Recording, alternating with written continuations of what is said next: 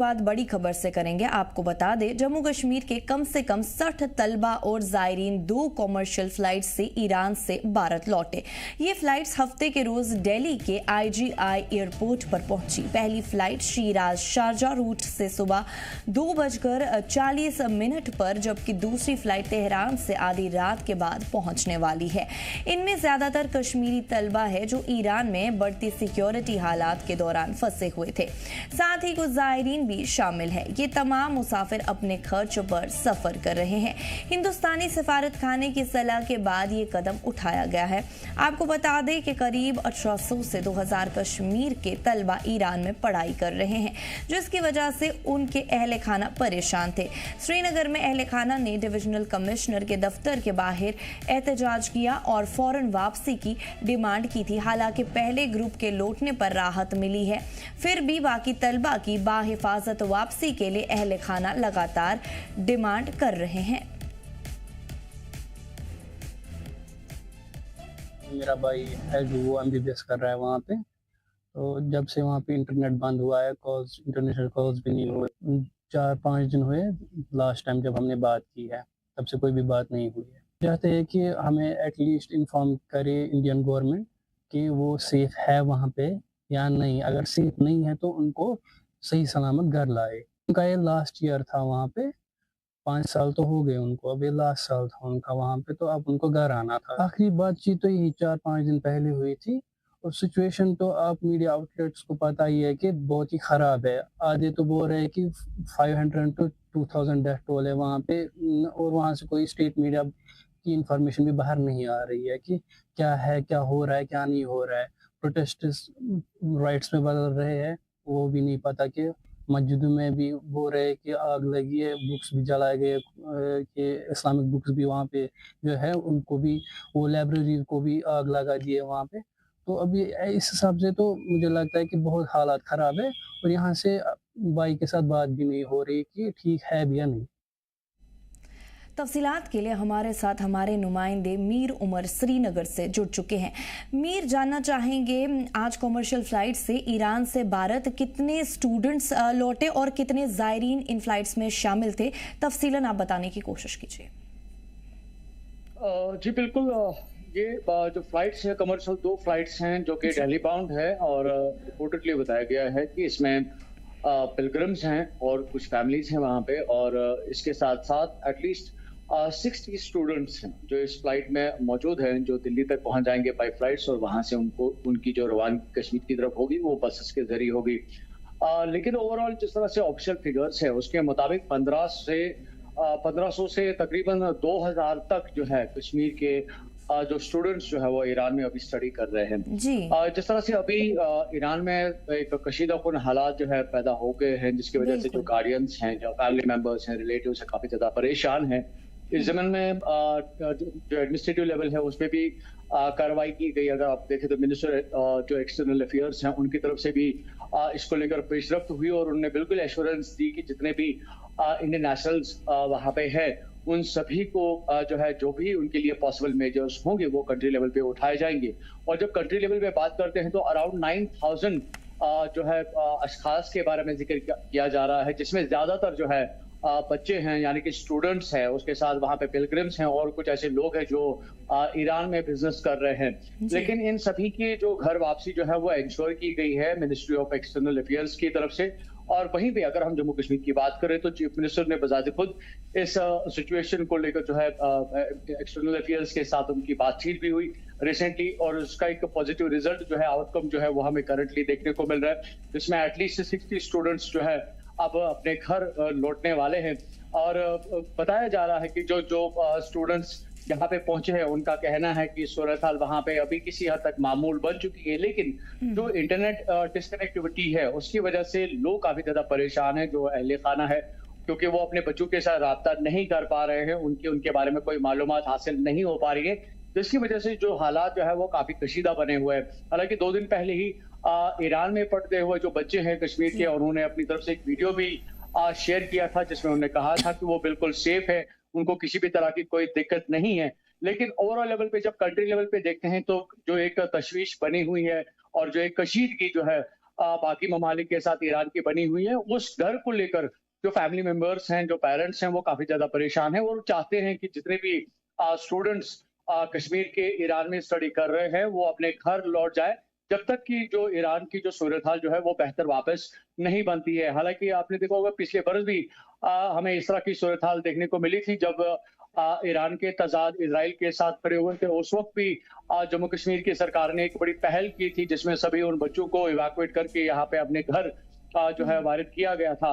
उसी पहल में अगर आप देखें तो इस बरस भी उसी तरह से लगातार जम्मू कश्मीर सरकार की तरफ से पहल चल रही है कि जितने भी कश्मीर के स्टूडेंट्स वहां पे स्टडी कर रहे हैं और वो घर वापस आना चाहते हैं, उन सबको जो है उनको इवैक्यूएट करके यहाँ घर वापस यानी कि कश्मीर उनको वापस लाने की जो पहल जो है वो राउंड द क्लॉक हमें जिस तरह से सरकार की पेशरफ्त देखने को मिल रही है नजर आ रही है।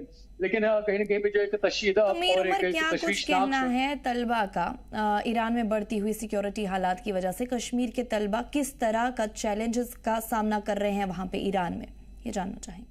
वेल देखिए, इसमें दो इम्पोर्टेंट चीजें जो है वो मद्देनजर रखनी होंगी। एक जो रिसेंटली एक ईरान से वीडियो सरफेस हुआ था जिसमें कश्मीरी स्टूडेंट्स किसी हॉल में बैठे हुए थे और उन्होंने अपनी बात को सोशल मीडिया के जरिए शो करने की कोशिश की थी, एक्सप्रेस करने की कोशिश की थी कि वो बिल्कुल वहां पे सेफ है, उनको किसी भी तरह के जो है डरने की कोई गुंजाइश या सूरत हाल देखने को नहीं मिल रही है। और वो अपने पेरेंट्स को इस बात की एश्योरेंस देना चाहते थे कि वो घबराए नहीं, बल्कि यहाँ पे जो उनकी सूरत हाल जो है ईरान में वो बिल्कुल ठीक ठाक है। लेकिन फैमिली मेंबर्स के जो स्टूडेंट्स के जो फैमिली मेंबर्स है वो काफी ज्यादा परेशान थे। कुछ देर पहले उन्होंने डिविजनल कमिश्नर ऑफिस के बाहर जमा होकर जो है मीडिया के साथ बात की।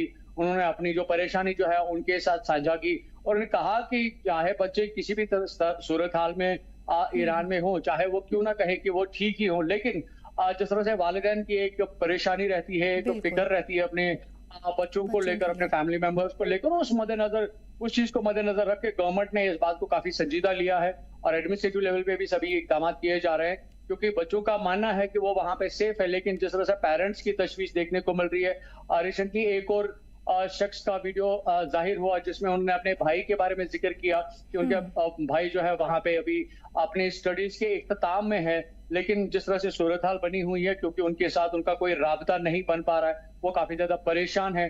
तो दोनों पहलू बहुत ज्यादा इंपॉर्टेंट है कि बच्चे कहीं ना कहीं पे उनके मुताबिक वो सेफ हैं, लेकिन पेरेंट्स का मानना है कि वो किसी भी तरह से चाहते हैं कि उनके बच्चे अपने घर वापस लौट जाएं जब तक कि ईरान की सूरत हाल बेहतर नहीं बनती है। अमीर उमर, इंडियन एम्बेसी ने इस सिचुएशन में किस तरह का रोल अदा किया है और किस तरह की मदद दी है? वेल मोस्ट इम्पोर्टेंट इसमें, क्योंकि मिनिस्टर ऑफ एक्सटर्नल अफेयर्स जो है इसमें पूरा काम करती है, या इंडियन एम्बेसी की बात करें जो कि ईरान में है, वो बिल्कुल एक कोऑर्डिनेटेड मैनर में हर एक चीज को जो है एसर्टेन कर रहे हैं। एनलिस्टिंग अभी हो रही है, जितने भी इंडियन नेशनल्स वहां पे हैं वो किस सूरत हाल में है, वो सारी चीजों को लेकर जो है डिटेलिंग की गई है, लिस्ट तैयार किए गए हैं और जो उनकी वहां से प्रोक्योरमेंट है या उनके जो जहां से उनको इवैक्यूएट करना है उनकी प्रॉपर तरीके से और सेफली जो उनकी जर्नी जो है इंटरनल एरिया जब हम करते हैं ईरान की, अगर हम बात कर रहे हैं कि उनकी पर्टिकुलर लोकेशन से एयरपोर्ट तक पहुंचाना, वहां पे उनको सिक्योरिटी से असिस्ट कराना, कई सारी चीजें अभी इस चीज के साथ जुड़ी हुई हैं जो ना सिर्फ यहाँ इंडियन एम्बेसी के साथ लगी हुई हैं या मिनिस्टर ऑफ एक्सटर्नल अफेयर्स के साथ जुड़ी हुई हैं, बल्कि जो इंडियन एम्बेसी ईरान में है या जो वहां पे भी ईरान की अपनी एक्सटर्नल अफेयर्स की कमेटी है, वो बाकायदा तौर पर जो है अभी सभी तरीके इस पे काम कर रहे हैं और कोशिश यही की जा रही है कि जितने भी इंडियन नेशनल्स है, क्योंकि फिगरेटिवली कहा जा रहा है कि एटलीस्ट 9,000 है और जिसमें करीबन 2,000 कश्मीर के बच्चे ही स्टूडेंट्स जो माने जा रहे हैं जो वहां पे अभी स्टडी कर रहे हैं। तो ये एक काफी ज्यादा सीरियस कंसर्न है, लेकिन गवर्नमेंट उस पर काफी सीरियसली काम कर रही है, चाहे हम इंडियन गवर्नमेंट की बात करें या जम्मू कश्मीर की सरकार, जिस तरह से अभी नेशनल कॉन्फ्रेंस की तरफ से जो चीफ मिनिस्टर है लगातार इन कंसर्न है एक्सटर्नल अफेयर्स के साथ और वो वक्ता सभी डिटेल्स को जो है वो हासिल करने की कोशिश कर रहे हैं, सो दैट कि अगर यहाँ पे कोई सवाल उनसे यहाँ के वालिदैन उन बच्चों के करते हैं तो उनके पास एक हाथ रखा और सही जवाब होना चाहिए जो कि करंट सिचुएशन इन बच्चों की इवैक्यूएशन के हवाले से जो है की जा रही है।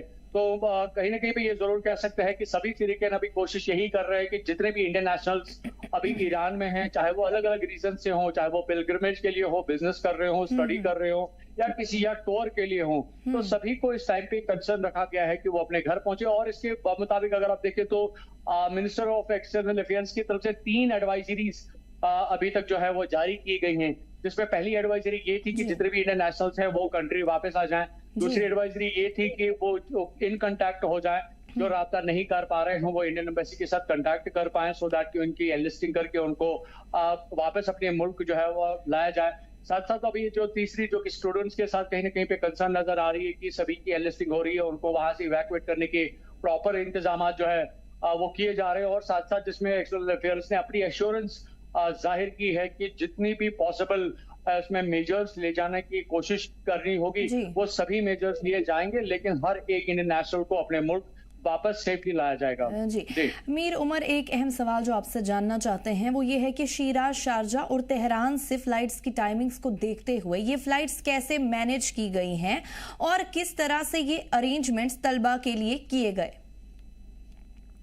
वेल देखिए, ये जो सिराज साहब जिस फ्लाइट के बारे में बताया जा रहा है, ये 2.40 यानी कि 2:40 पे जो है इसकी जो है रवानगी थी। और रात को जो कल रात को जो है इसकी यहाँ पे रवानगी थी।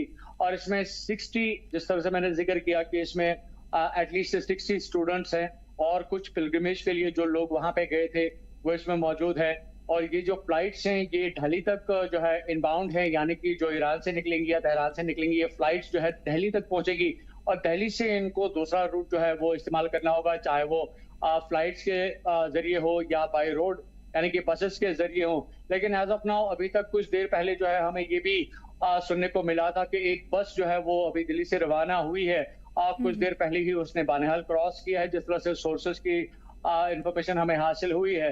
उस के मुताबिक ऐसा लग रहा है कि बसेस के जरिए जो है अब ये सभी यहाँ पे जो कश्मीर के नागरिक हैं, चाहे स्टूडेंट्स हैं या पिलग्रिम्स हैं, ये यहाँ पे पहुंच रहे हैं। लेकिन कहीं ना कहीं पे ये भी देखने को मिल रहा है कि जो यहाँ पे पहुंचे हैं उनका मानना है कि वहाँ पे हालात साजगार है, घबराने की कोई जरूरत नहीं है। इंडियन एम्बेसी उनके साथ बिल्कुल कोऑर्डिनेशन में है, या एक्सटर्नल अफेयर्स के जो ऑफिशियल्स हैं वो बिल्कुल उनके साथ बाकायदा तौर पर राब्ते में है, और सभी को इंश्योर किया गया है कि उनको किसी भी तरह की कोई दिक्कत नहीं होगी। और उसी जिम्न में जो है ये एक पहली पहल जो है वो हमें 60 पैसेंजर्स के हवाले से जम्मू कश्मीर को लेकर अगर हम मद्देनजर रखें तो देखने को मिल रही है। लेकिन अभी फिगर्स बहुत है, क्योंकि हम जम्मू कश्मीर की जब हम बात करते हैं तो हम एटलीस्ट 2000 स्टूडेंट्स की बात करते हैं, और अगर हम अपनी कंट्री की बात करते हैं तो एटलीस्ट 9000 पर्सन्स की बात कर रहे हैं। तो शायद इसमें कुछ सिलसिलावार तरीके से कोई ऐसी हिकमत अमली निकाली जाएगी जिसमें रफ्ता बर रफ्ता जो है सभी इंडियन नेशनल्स, क्योंकि वो अलग अलग लोकेशंस पे होंगे ईरान की, ये डेफिनेटली इसमें कोई डाउट नहीं, क्योंकि एक ही जगह पे सब्जेक्टेड नहीं होंगे, तो उनको उन पर्टिकुलर लोकेशन से या एक पर्टिकुलर एयरपोर्ट तक पहुंचाना, वहां से उनकी फ्लाइट्स को अरेंज करना, उनको एकोमोडेट करना, उनकी पूरी सेफ्टी और सिक्योरिटी को इंश्योर करना, कई सारी चीजें हैं जो इसमें देखी जा रही हैं। ऑब्वियसली इसमें कहा जा रहा है कि थोड़ा वक्त लगेगा, लेकिन ये इंश्योरिटी दी गई है गवर्नमेंट की तरफ से। अगर हम गवर्नमेंट ऑफ इंडिया की बात करें तो ऑफिशियल्स की तरफ से ये कंफर्म रखा गया है कि किसी भी इंडियन नेशनल को किसी भी तरह की कोई दिक्कत जो है ईरान में नहीं होगी, और उनको बाज़ाब्ता तौर पर और एक सेफ तरीके से जो है उनको अपने अपने घर जो है वो पहुंचाया जाएगा। मीर उमर, जैसा आपने कहा कि 2000 जितने जो नंबरात है उतने तलबा जो है अभी भी ईरान में हैं, तो उनके लिए क्या कुछ इंतजामात किए गए हैं? और साथ में एक अहम सवाल जो आपसे जानना चाहेंगे, क्या कोई ऐसी फ़्लाइट भी जो है जो आज रात को लैंड करेगी श्रीनगर में, जिसमें बाहिफाजत उन तलबा को पहुँचाया जाएगा या कुछ ज़ायरीन को पहुँचाया जाएगा जो अभी ईरान में फंसे हुए हैं? वेल देखिए, बिल्कुल इसमें दो चीजें बहुत इंपॉर्टेंट है, क्योंकि फिगर्स जिस तरह से मैंने कहा कि जम्मू कश्मीर के हवाले से जब हम बात करते हैं तो एटलीस्ट 1800 to 2000 पर्सन्स के बारे में जिक्र किया गया है, जो कि स्टूडेंट्स वहाँ पे हैं, जो कि स्टडीज कर रहे हैं वहाँ पे। तो ये एक बात तो बिल्कुल कंफर्म्ड है कि इतने स्टूडेंट्स वहाँ पे में भी हो सकता है कि इसमें कुछ डिफरेंसेस हो सकते हैं, क्योंकि ये एज पर जो रिपोर्ट्स हैं उसमें फिगर्स जब तक कि पूरी फाइनलाइज नहीं हो जाती हैं और एक्सटर्नल अफेयर्स की तरफ से एक बाज़ाब्ता तौर पर फिगर्स के मुताबिक कोई रिपोर्ट जनरेट नहीं होती है। लेकिन हाँ, as per the assumption and the calculation and the reports जो हम तक पहुंच रही हैं उसके मुताबिक 1800 से 2000 तक जो जम्मू कश्मीर के बच्चे जो है वो वहाँ पे स्टडी कर रहे हैं और वो कश्मीर लाए जा रहे हैं। और जहाँ पे हम पूरे इंडियन अगर कंट्री की बात करें, जो करंट फिगर्स हमारे पास मौजूद है वो अराउंड 9,000 के हैं।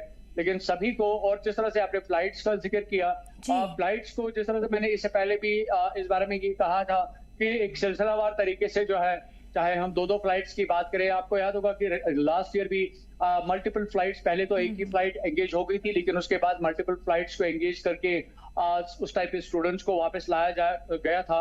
और अगर हम आज की डेट की भी बात करें तो एज पर दी जो एक पॉसिबिलिटी है, चाहे हम एयर बसेस की बात करें, एयर फ्लाइट्स की बात करें, जिस तरह से भी उनको पॉसिबल ये लगेगा कि maximum to maximum Indian nationals को कंट्री वापस भेजाया जाए, और जिस तरह से इंडियन एम्बेसी उसको लेकर पूरी एक पेशरफ्त चलाएगी, डिपेंड उस पर करता है कि कितनी फ्लाइट्स जो है 24 घंटे के अंदर इंडिया में वापस वारिद होती है और वो अपने साथ कितने पैसेंजर्स को अपने साथ लेके आती है। जी, चलिए, हमारे साथ जुड़ने के लिए और तमाम तफसीलात फराहम करने के लिए आपका बहुत बहुत शुक्रिया मीर उमर।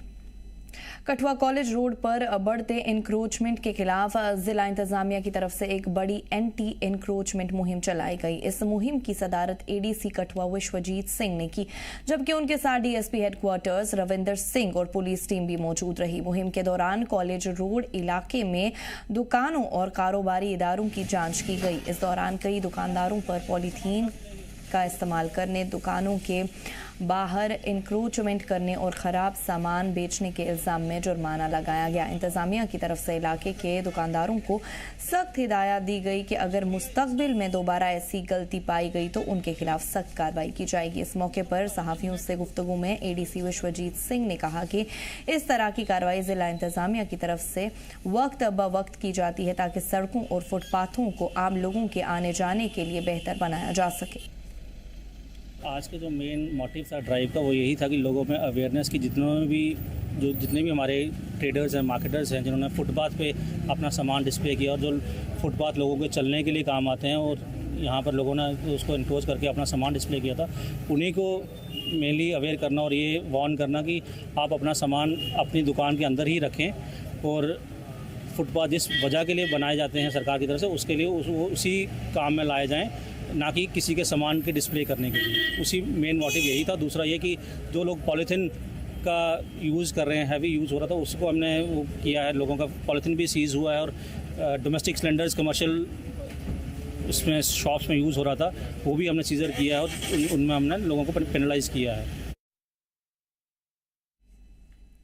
तफसीलात के लिए हमारे साथ सरबजीत सिंह कठुआ से जुड़ चुके हैं। सरबजीत, जानना चाहेंगे, कठुआ कॉलेज रोड पर बढ़ते इंक्रोचमेंट के खिलाफ जिला इंतजामिया की तरफ से एक बड़ी एंटी इंक्रोचमेंट मुहिम चलाई गई है, तो इस मुहिम का क्या कुछ मकसद था और इसकी सदारत किसने की, तफसीलन आप बताइए।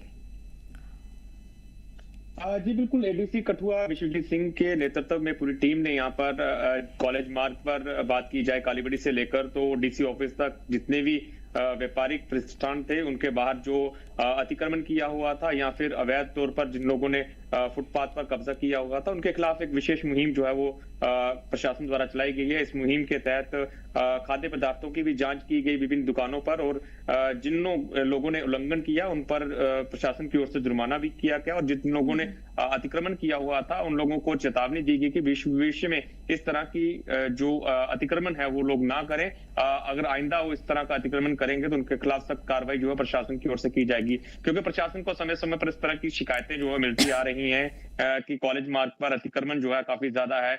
हालांकि कॉलेज मार्ग डीसी ऑफिस से लेकर अगर बात की जाए तो कालीबड़ी तक आज प्रशासन की ओर से एक बड़ी कार्रवाई यहाँ पर देखने को मिली है, लेकिन ज्यादातर अगर दिक्कत की बात की जाए तो मुखर्जी चौक से लेकर शहीदी चौक या फिर शहीदी चौक से लेकर पार्लियामेंट का जो इलाका है वहां पर अतिक्रमण काफी ज्यादा है। लोगों को काफी ज्यादा समस्याएं और परेशानियां होती हैं। कई बार वहां पर जो फुटपाथ पर अतिक्रमण है या फिर सड़कों पर अतिक्रमण है जिसकी वजह से हादसे भी काफी ज्यादा होते हैं और लोगों को कई तरह की परेशानियां होती हैं। खासकर महिलाओं को काफी ज्यादा परेशानी इन इलाकों में पेश आती है, लेकिन प्रशासन की ओर से दो टूक चेतावनी जो है सभी को दे दी गई है कि अगर भविष्य में इस तरह की अतिक्रमण कोई करता है तो उन पर सख्त कार्रवाई जो है प्रशासन द्वारा की जाएगी। सरबजीत, एंटी इंक्रोचमेंट मुहिम के दौरान किस किस टाइप की वायलेशंस देखी गई और ये वायलेशंस अक्सर किस कैटेगरी में आती हैं, बताइए प्लीज।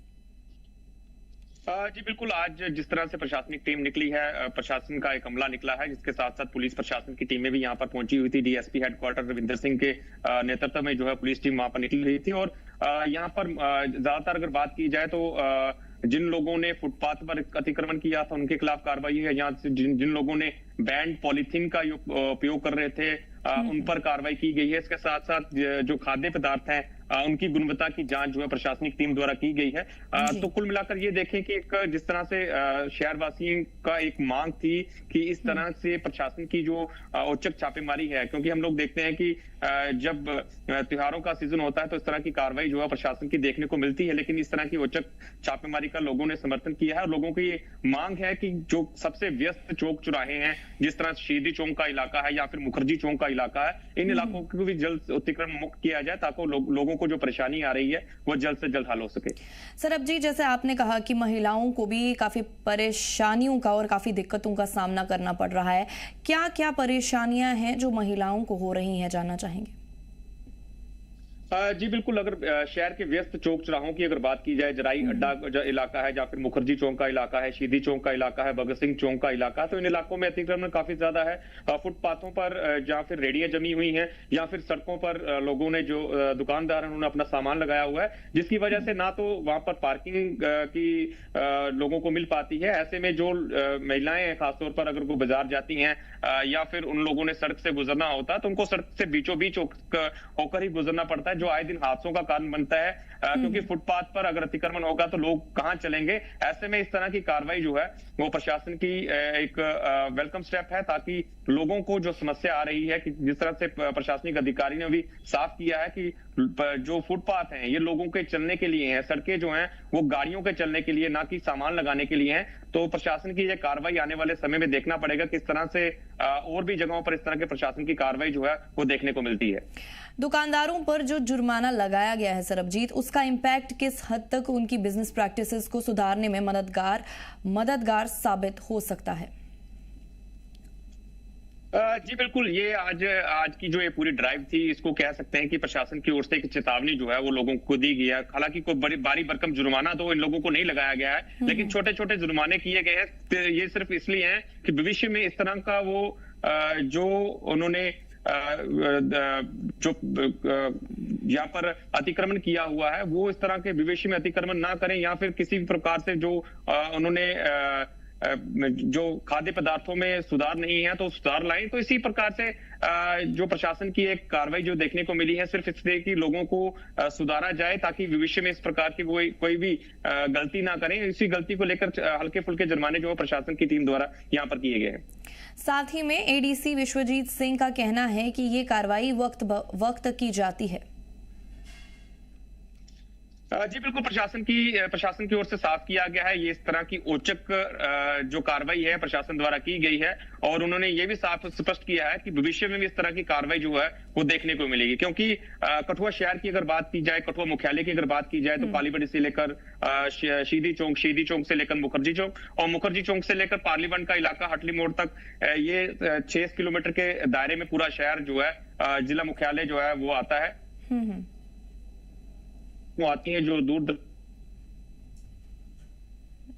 पार्किंग की काफी ज्यादा समस्या है जी।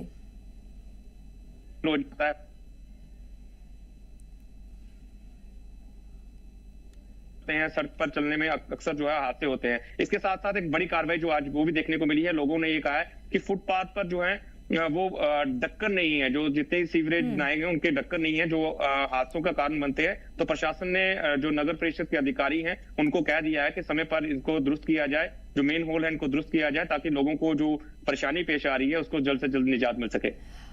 पॉलीथीन का इस्तेमाल और खराब सामान बेचना, ये दोनों किस हद तक लोकल मार्केट और कंज्यूमर हेल्थ के लिए डेंजरस हो सकते हैं?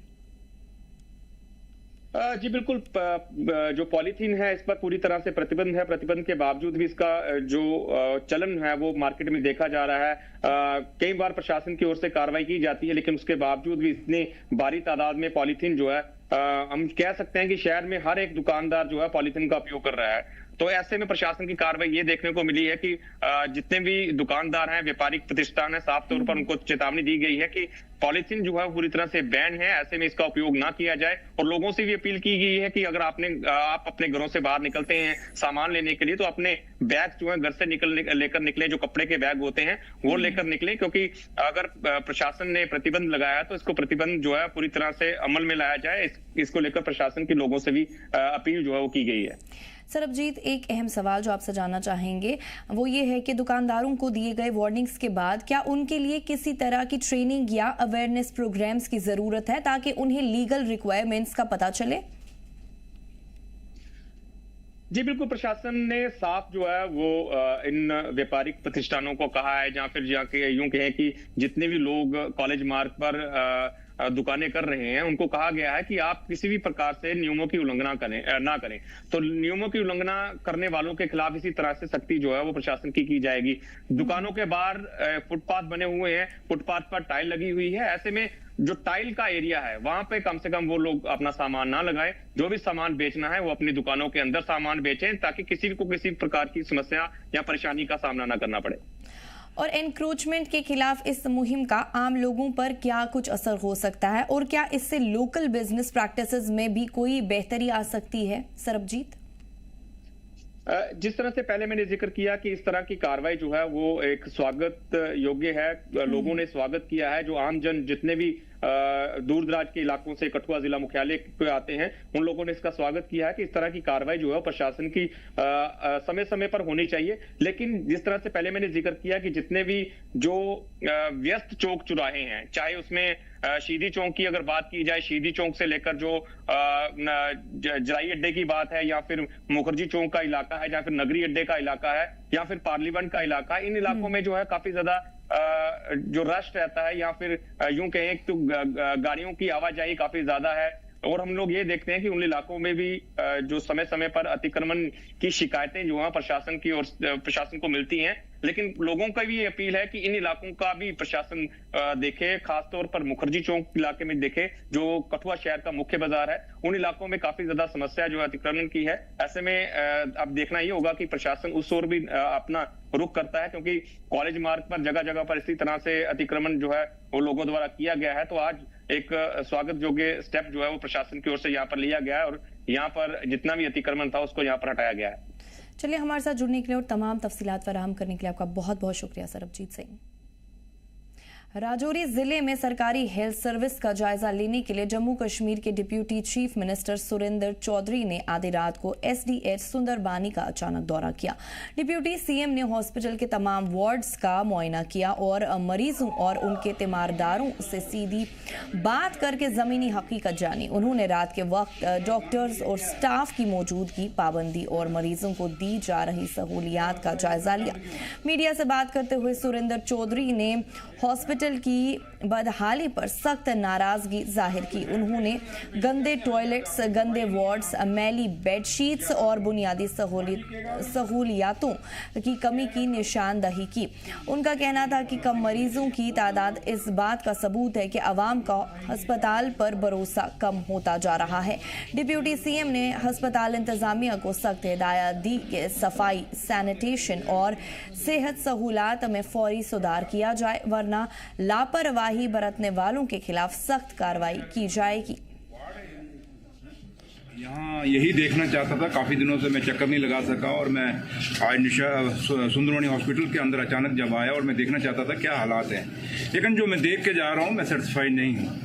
क्योंकि जो साफ़ सफाई होनी चाहिए, जो बेडशीटें होनी चाहिए, जो टॉयलेट्स की सफाई होनी चाहिए, जो वार्ड की सफाई होनी चाहिए, और मुझे जब वहाँ पेशेंट ही नहीं दिख रहे, और पेशेंट ना दिखने का मतलब यही हो सकता है कि केयर नहीं है और लोगों को विश्वास नहीं है इस हॉस्पिटल पे, भरोसा नहीं है। और अगर ये चीज़ है, क्योंकि सरकारी हॉस्पिटल है, इतनी करोड़ों रुपये इस हॉस्पिटल पर लगे हैं, यहाँ दवाइयाँ आ रही हैं, मेडिसिन आ रही हैं, डॉक्टर्स लगे हैं, सैलरीज ले रही हैं, अगर इतना लोगों का विश्वास नहीं है, और सुंदरबानी कोई छोटा इलाका नहीं, बहुत बड़ा इलाका है। बेशक आज ये कॉन्स्टिट्यूंसी मेरे से अलग है, लेकिन मैंने यहाँ से इलेक्शन लड़ा हुआ, इस इलाके को मैं जानता हूँ, हर एक गाँव को जानता हूँ। काफ़ी बड़ा कैचमेंट एरिया है इस हॉस्पिटल का, और मुझे नहीं लगा कि मैं किसी हॉस्पिटल में आया हूँ। वो बेडशीटें जो मुझे लगता है कम से कम 4-5 साल पुरानी होंगी, जैसी ऐसी बेडशीट तो एक गरीब भी अपने घर में नहीं रखता जो हॉस्पिटल के अंदर बेडशीट है। जम्मू कश्मीर के डिप्टी सीएम सुरेंद्र चौधरी ने बीती रात सब डिस्ट्रिक्ट हॉस्पिटल सुंदरबनी का सरप्राइज विजिट किया और इस सरप्राइज विजिट का मकसद ये था कि क्या हेल्थ डिपार्टमेंट की तरफ से पेशेंट्स को सुंदरबनी एसडीएच के अंदर किस तरह की सहूलियात फराहम हो पा रही हैं, क्या वहाँ पे पेशेंट्स को अच्छे से ट्रीट किया जा रहा है या नहीं, क्या वहाँ पे डॉक्टर्स की अवेलेबिलिटी वहाँ पे 24/7 है या नहीं, क्योंकि सुंदरबनी जो है एक बहुत बड़ा इलाका है, बहुत बड़ा ये सब डिवीज़न है और यहाँ पे बहुत से इलाके जो है यहाँ पे कैटर करता है ये अस्पताल और यहाँ पे पेशेंट्स की कमी होना, यहाँ पे पेशेंट्स ना होने के बराबर ये चीज़ें जाहिर होती हैं कि सब डिस्ट्रिक्ट हॉस्पिटल सुंदरबनी के अंदर डॉक्टर्स जो है पेशेंट को सही से ट्रीट नहीं करते हैं, बाकी की चीज़ें दस्तयाब नहीं हो पा रही हैं। इसके अलावा उन्होंने ये भी कहा कि अस्पताल पूरी तरह से अनहाइजीनिक है, यहाँ पे जिन चीज़ों को होना चाहिए था वो चीज़ें यहाँ पे पेशेंट्स को दस्तयाब नहीं हो पा रही। इसके अलावा उन्होंने पेशेंट से भी फीडबैक लिया और कंसर्न बीएमओ को ये हिदायत जारी की कि जल्द से जल्द तमाम कमियों को यहाँ पे पूरा किया जाए और इस अस्पताल को लेकर, इस सब डिस्ट्रिक्ट अस्पताल को लेकर मैं बड़ा ही संजीदा हूँ और जो कमियां इसमें हैं उन्हें बहुत जल्द जो है वो पूरा किया जाएगा, इस चीज का उन्होंने आश्वासन दिया। अपने साथी अक्षय डोगरा के साथ राजौरी से ZJKL के लिए मैं अंकित केसर। तफसीलात के लिए हमारे साथ हमारे नुमाइंदे राजौरी से अंकित केसर जुड़ चुके हैं। अंकित, जानना चाहेंगे डिप्टी सीएम ने हॉस्पिटल के दौरे के दौरान जो मेजर इश्यूज हाईलाइट किए उनमें सबसे बड़ा मसला क्या था जो हॉस्पिटल की फंक्शनिंग को अफेक्ट कर रहा है?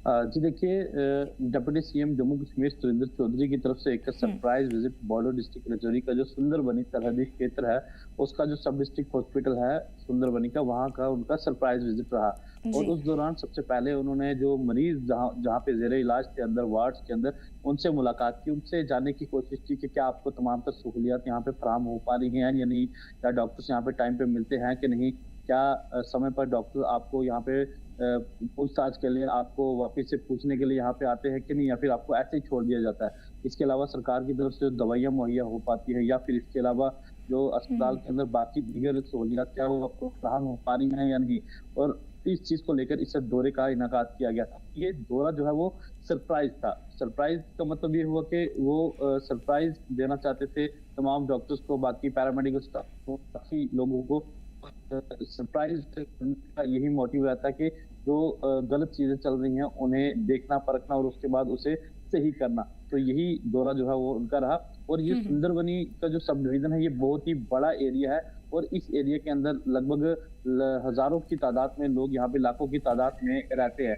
और एक चीज और यहाँ पे चौंकाने वाली वो ये देखने को मिली कि यहाँ पे वार्ड के अंदर पेशेंट बहुत ज्यादा कम थे, जबकि हर एक डिस्पेंसरी के अंदर उसके बाद CHC अगर देख ले या फिर PHC देख ले तो वहाँ पे पेशेंट जो है बहुत ज्यादा होते हैं। लेकिन ये सब डिस्ट्रिक्ट हॉस्पिटल होने के बावजूद यहाँ पे पेशेंट की कमी होना कहीं ना कहीं ये चीजें दर्शाता है कि यहाँ पे डॉक्टर जो है वो सही से इलाज नहीं करते हैं, तो इसलिए लोग प्रेफर करते हैं कि वो कहीं प्राइवेट या फिर दूसरे अस्पताल में चले जाएं। तो इस तरह की कई शिकायत जो उन्हें मौसूल हो रही थी और उसके बाद ही उन्होंने जो है यहाँ का दौरा किया और दौरा करने के बाद उन्होंने देखा कि अनहाइजीनिक वहाँ पे सब चीजें देखने को मिली। जो टॉयलेट थे, जो बाथरूम थे वो बिल्कुल जो है अनक्लीन थे। वहाँ पे जो बेडशीट्स जो वार्ड्स के अंदर जो पेशेंट्स को दी जाती है वो भी बड़ी गंदी थी। पूरा गंदगी जो है अंदर वहाँ पे देखने को मिली और उसके बाद उन्होंने नाराजगी जाहिर की वहाँ के जो BMO हैं उनसे भी और कड़े निर्देश भी जारी किए कि पेशेंट केयर में किसी तरह की लापरवाही नहीं होनी चाहिए, नहीं तो जो है ये चीजें जो है नहीं चलेगी। तो आने वाले समय में इस तरह की कोई भी जो है गलती ना हो, जिसको लेकर उन्होंने वहाँ पे BMO और बाकी जो दीगर जो वहाँ के जो ऑफिसर्स थे उन्हें वहाँ पे जो है उन्हें ये हिदायतें जारी की कि इस तरह की चीजें जो है वापस यहाँ पे नहीं होनी चाहिए। जी अंकित, सुरेंद्र चौधरी ने जो सैनिटेशन और बेसिक फैसिलिटीज के हवाले से कमेंट्स दिए, क्या आप समझते हैं कि इससे लोकल अस्पताल के मैनेजमेंट पर प्रेशर बढ़ गया होगा? जानना चाहेंगे।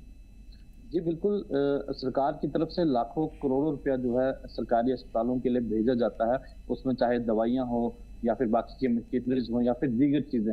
तो अगर ये चीजें जो है लोगों को फराहम नहीं होगी तो फिर लोगों को इन सरकारी अस्पतालों का क्या फायदा? अगर बिल्डिंग खड़ी करनी है तो वो लोग ऐसे भी खड़ी कर देते हैं। खाली बिल्डिंग ही खड़ी करना या फिर इंफ्रास्ट्रक्चर ही बनाना सब कुछ नहीं होता, बल्कि वहाँ पे तमाम तर सहूलियात जो है वो भी लोगों को फराहम करनी होती हैं। वैसे भी केंद्र सरकार का ये कहना है कि जो बॉर्डर डिस्ट्रिक्ट है उन डिस्ट्रिक्ट के अंदर जो है तमाम तर चीजें सरकार की तरफ से भेजी जा रही है, सब कुछ भेजा जा रहा है। लेकिन जब सरप्राइज विजिट होते हैं और इस तरह के दौरे होते हैं और उस वक्त जो है एक्सपोज हो जाता है हेल्थ विभाग, तो यही चीज जो है उस वक्त भी वहाँ पे देखने को मिली। तो वहाँ पे कुछ भी नहीं मिला और उसके बाद कड़े निर्देश जारी किए गए कि अभी जो मैं चीजें देख के जा रहा हूँ, डिप्टी सीएम ने ये कहा कि अभी जो चीजें मैं देख के जा रहा हूँ, जब मेरा कहीं अगला दौरा होगा तो उस वक्त ये चीजें वहाँ पे नहीं होनी चाहिए, बल्कि इसमें सुधार होना चाहिए। और वहाँ पे सबसे बड़ी ये चीज देखी गई कि वहाँ पे जो पेशेंट है उनमें बहुत ज्यादा कमी थी। अगर वार्ड के अंदर पेशेंट नहीं है तो इसका मतलब साफ तौर पे ये चीजें जाहिर करती हैं कि वहाँ पे डॉक्टर लोगों को ट्रीट नहीं करते हैं। इसलिए डॉक्टर सब डिस्ट्रिक्ट हॉस्पिटल सुंदरबनी को प्रेफर करने के बजाय कहीं और वो चले जाते हैं, कहीं बाहर वो प्रेफर करते हैं जाना। तो ये चीजें यहाँ से पता चलता है कि हेल्थ सेक्टर जो है राजौरी के अंदर खासतौर पर दूर दराज इलाकों में किस तरह से काम काज कर रहा है। और गंदे टॉयलेट्स और मैली बेडशीट्स के मसले का आम अस्पताल में होने वाले हेल्थ रिस्क पर क्या कुछ असर पड़ता है? देखिए, अगर पहले से ही पेशेंट जो है वो काफी दिक्कत परेशानी में होता है, पहले से ही पेशेंट जो है वो काफी वायरल इन्फेक्शन से ग्रस्त होता है और जब वो हॉस्पिटल में पहुंचेंगे वहां पे उन्हें अगर गंदी बेडशीट्स दी जाएंगी तो उनकी बीमारियों में और ज्यादा इजाफा होता है, ना कि उनमें कमी आएगी। तो इसी तरह से टॉयलेट जो है वो देखा जाए तो टॉयलेट के लिए वहाँ पे फोर्थ क्लास मुलाजिम होते हैं, वहाँ पे स्वीपर्स होते हैं और वो स्वीपर जो है वहाँ पे मिलते ही नहीं है। टॉयलेट बिल्कुल गंदे होते हैं और बहुत ज्यादा इन्फेक्शन जो है वहाँ पे पेशेंट को उन्हीं बाथरूम की वजह से होती है। हॉस्पिटल में लोग अपना इलाज करवाने के लिए जाते हैं, वहाँ से ठीक होने के लिए वहाँ पे जाते हैं, जबकि वहाँ पे गंदगी होगी तो वो और लोग ज्यादा बीमार होंगे। तो ये चीजें जो है वो हॉस्पिटल में सब जगह पे क्लीन होनी चाहिए। ये सिर्फ जम्मू कश्मीर के अंदर देखा जाता है। जम्मू कश्मीर के बाहरी राज्यों में अगर हम चले जाए, दूसरे राज्यों में अगर हम चले जाते हैं तो वहाँ पे सरकारी अस्पताल की कोई डिस्पेंसरी भी होगी तो वो भी बिल्कुल नीट एंड क्लीन होती है, जैसे कि प्राइवेट हॉस्पिटल के अंदर होती है। और अगर ये जो सुंदरबनी का जो सब डिस्ट्रिक्ट हॉस्पिटल है बिल्कुल शहर के मुख्य शहर के बीच में है, टाउन के बीच में है, और अगर इसकी ये हालत होगी तो जो दूर दराज में जो डिस्पेंसरी होंगी, जो पीएचसीज होंगी, उनकी क्या हालत होगी, यहाँ से अंदाजा लगाया जा सकता है। सुरिंदर चौधरी का कहना था कि अगर इम्प्रूवमेंट ना की गई तो स्ट्रिक्ट एक्शंस लिए जाएंगे।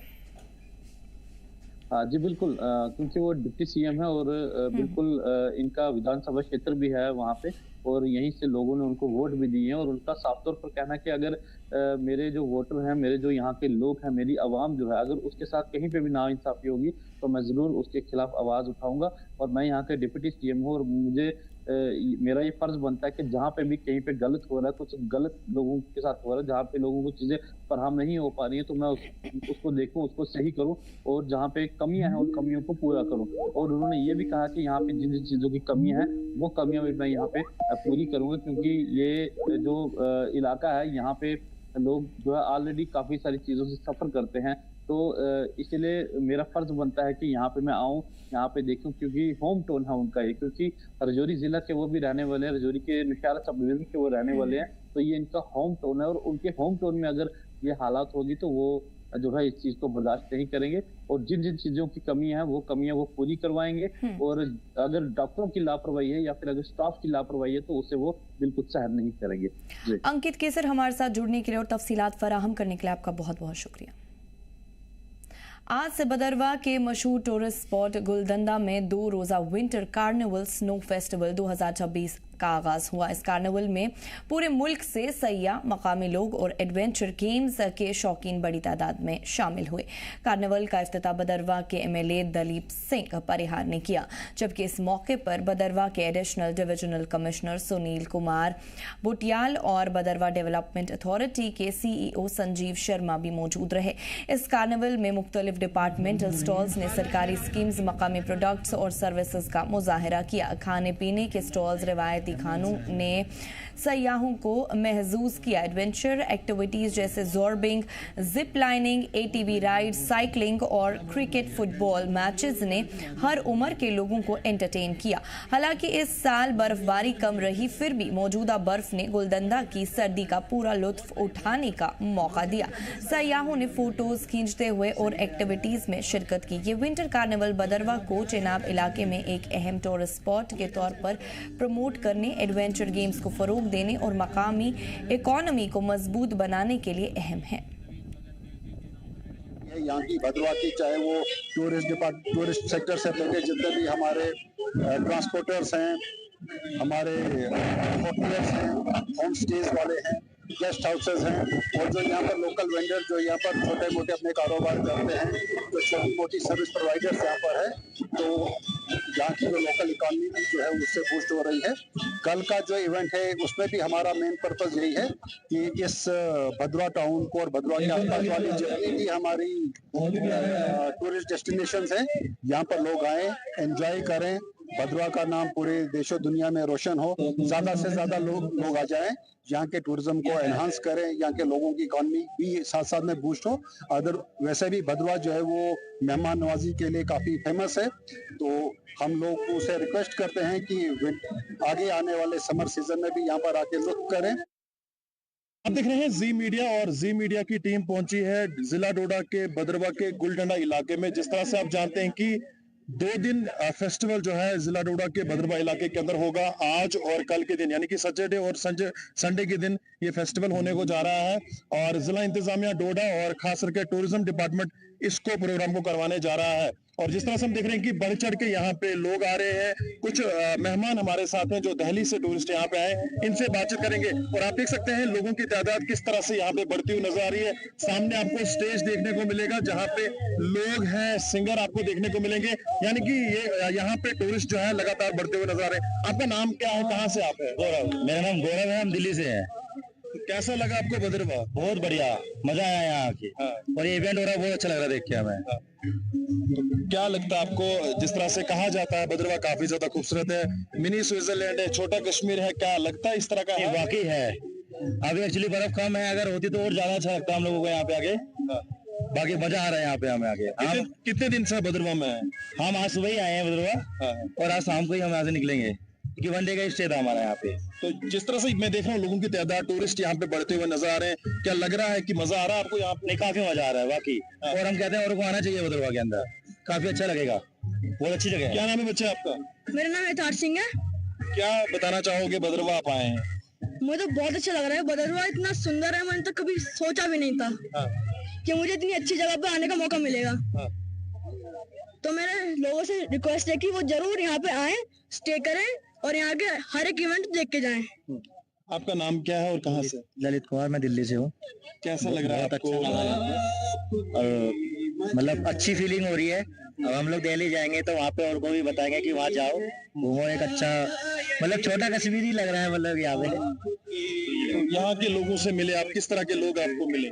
सही है, अच्छा है, बढ़िया है, बहुत अच्छा है। थोड़ा सा आपका नाम जानना चाहूँ। जी, मेरा नाम ज्योति सिंह है, मैं दिल्ली से हूँ।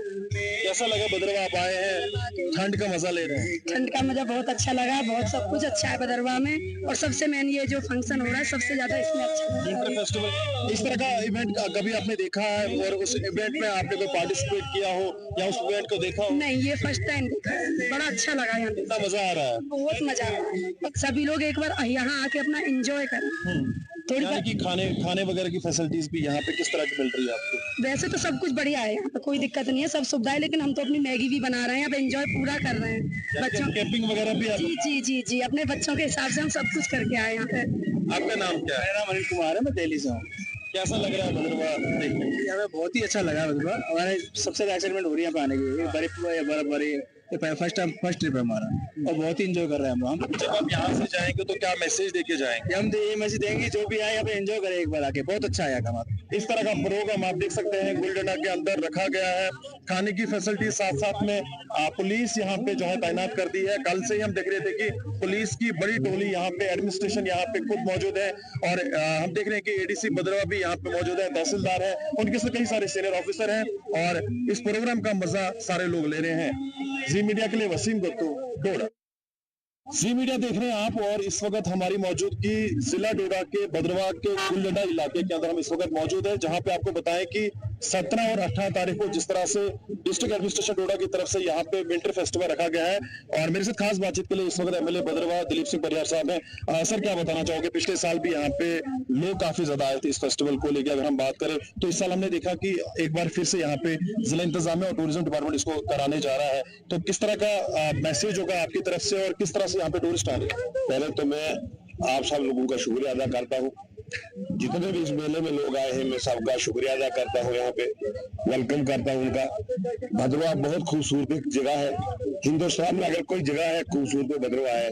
आज जितने भी लोग यहाँ आए इन सब लोगों को मैं बधाई देना चाहता कि विंटर फेस्टिवल जो यहाँ मनाया जा रहा है, इसमें जो आज की डेट में यहाँ लोग आए सबको मैं बधाई देना चाहता। आपको क्या करने की जरूरत है यहाँ पे जिससे टूरिस्ट अट्रैक्ट हो इस जगह के लिए?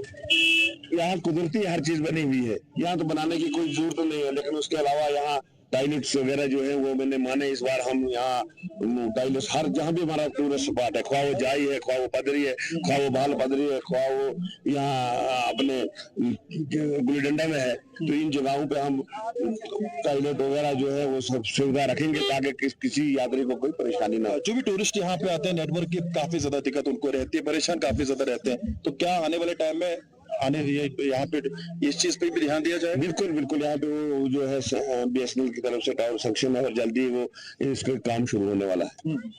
अब आपको क्या मैसेज होगा, पूरे जम्मू कश्मीर को क्या मैसेज होगा आपकी तरफ? आप सारे जम्मू कश्मीर को मैसेज कि आज का ये नजारा जो देखेंगे और अगली बार सारे लोग जो है यहाँ पे चलते आज से अब शुरू हो जाएगा मेला, यहाँ पे लोग आते रहेंगे, टूरिस्ट आते जाएंगे। मैं परसों कटरा में गया था और वहाँ पे एक बहुत बड़ी मीटिंग हमारी हुई जिसमें मैंने सब लोगों को दावत दी है कि भद्रवाह आओ और भद्रवाह में देखो क्या नजारे हैं। चलिए, बहुत बहुत शुक्रिया बातचीत करने के लिए। तो साफ तौर पे देखा आपने एक्सक्लूसिव बातचीत जी मीडिया के साथ MLA भद्रवाह दिलीप सिंह परिहार जी कर रहे थे। जिस तरह से आपको बताएं कि 2 दिन का यहाँ पे फेस्टिवल जो है डिस्ट्रिक्ट एडमिनिस्ट्रेशन और टूरिज्म डिपार्टमेंट कराने जा रहा है और उसकी लोगों की तादाद आप देख सकते हैं आस्ता आस्ता किस तरह से बढ़ रही। पूरी जम्मू कश्मीर से लोग इस प्रोग्राम को कामयाब करने के लिए आ रहे हैं। जी मीडिया के लिए वसीम गत्तू, डोडा। तफसीलात के लिए हमारे साथ हमारे नुमाइंदे बदरवाह से वसीम गत्तू जुड़ चुके हैं। वसीम, जानना चाहेंगे बदरवाह में विंटर कार्निवल फेस्टिवल का आगाज हो चुका है। बदरवाह का विंटर कार्निवल टूरिज्म और एडवेंचर गेम्स के लिए किस हद तक इम्पोर्टेंट है और इसके थ्रू क्या लोकल इकोनॉमी को बेनिफिट हो सकता है? देखिए, लास्ट टाइम जब इस तरह का प्रोग्राम हुआ था उसके बाद आपने देखा था ऊपरी इलाकों में जिस तरह से आतंकवादी देखे गए थे, इन्काउंटर काफी ज्यादा, खास करके मैं चिनाब बेल्ट को लेकर बात करूं, डोडा, किश्तवाड़, भद्रवाह, खास करके भद्रवाह और डोडा के अंदर ये चीजें देखने को मिली थी। थोड़ा सा डिस्टर्बेंस काफी ज्यादा थी, टूरिस्ट यहाँ पे कम आ रहे थे। अब जब आस्ता आस्ता आप देख रहे हैं कि माहौल ठीक होता जा रहा है और उसके साथ साथ ही इस तरह के फेस्टिवल जिस तरह से करवाए जा रहे हैं और पिछले साल से ज्यादा इस बार हमने देखा कि लोग आ रहे हैं। हालांकि बर्फबारी बहुत कम गुलडंडा इलाके के अंदर हुई है। आज खुद हम ग्राउंड जीरो पे मौजूद हैं, जरूर बर्फबारी कम है, उसके बावजूद भी आपने देखा टूरिस्ट कितने ज्यादा खुश है। वहां पे लोगों की तादाद जो है बढ़ती काफी ज्यादा देखने को मिल रही है। हालांकि कुछ कमियां भी वहां पे देखने को मिल रही, जिस तरह से टूरिस्ट वहां पे जब जाता है, जब मीडिया वहां पे पहुंचती है तो वहां पे नेटवर्क की काफी ज्यादा किल्लत देखने को मिलती है। उसके लगभग 30 से 40 किलोमीटर के बाद जब आप सफर खत्म करेंगे तो उसके बाद नेटवर्क मिलता है। तो उससे जिस तरह से जिला इंतजामिया तक जब ये बात पहुंची, सरकार तक जब ये बात पहुंची, तो जरूर BSNL का टावर अब वहां पे लगाया गया। कुछ टाइम के बाद वो भी वहां पे फंक्शन करेगा। वॉशरूम्स की जो किल्लत है वो भी जल्द से जल्द जो है हल की जाएगी। जिस तरह से आपने कहा कि वहां पे इस तरह के फेस्टिवल करना कितना ज्यादा जरूरी है। देखिए, जो वहां पे होटल जो चलते हैं वहां पे वो सीजनली चलते हैं, उनका ये वाला सीजन होगा और जब गर्मियां आएंगी तब वो सीजन पे चलेंगे।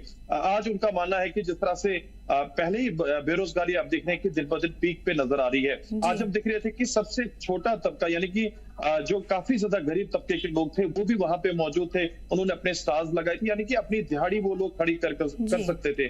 और खास करके गरीब तबके के साथ जो भी लोग हैं, चाहे वो घोड़े वाला हो, चाहे वो सब्जी बेचने वाला हो, चाहे कोई भी शख्स हो, फ्रूट बेचने वाला हो, कोई वेंडर हो, वो वहां पे आज देखने को मिला और इस चीज से उस शख्स को काफी ज्यादा फायदा देखने को मिला। वसीम, एक अहम सवाल जो आपसे जानना चाहेंगे वो ये है, क्या एडवेंचर एक्टिविटीज जैसे ज़ॉर्बिंग, जिप लाइनिंग और ATV राइड्स की शामिलगी से किस तरह के लोग इस कार्निवल में शामिल हो रहे हैं? क्या ये एक्टिविटीज हर उम्र के लोगों को अट्रैक्ट कर रही हैं?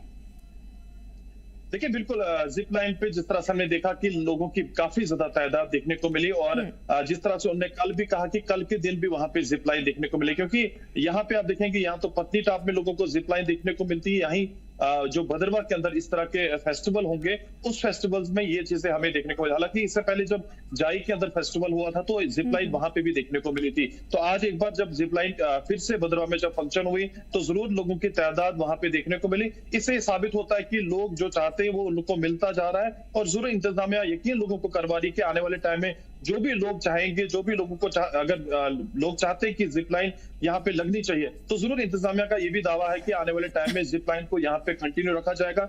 जो भी बाहर का टूरिस्ट है वो यहाँ पे अट्रैक्ट इन चीजों को देखता हुआ, जिस तरह से टूरिस्ट का मानना है कि यहाँ पे कई सारी फैसिलिटीज की आज भी लोगों को जरूरत पड़ती है, उनको मिलती नहीं है। तो इंतजामिया का ये भी दावा है कि आने वाले टाइम में कोई भी दिक्कत, चाहे वो बाहर का टूरिस्ट हो, उसको यहाँ पे कोई भी परेशानियों का सामना नहीं करना पड़ेगा। तो देखना होगा जब आने वाले टाइम में इस तरह का फेस्टिवल होगा, उससे आवाम को कितना ज्यादा फायदा होगा, और खास करके जो बाहर से टूरिस्ट आते हैं, चाहे वो स्टेट के बाहर से भी आते हैं, आपने देखा होगा किस तरह से वो खुशियां वहां पे मनाते हुए नजर आ रहे हैं। तो इंतजामिया से जो लोग उम्मीदें कर रहे हैं, आने वाले टाइम में लगता है कि इंतजामिया जल्द से जल्द वो सारे दावे पूरे करेगी।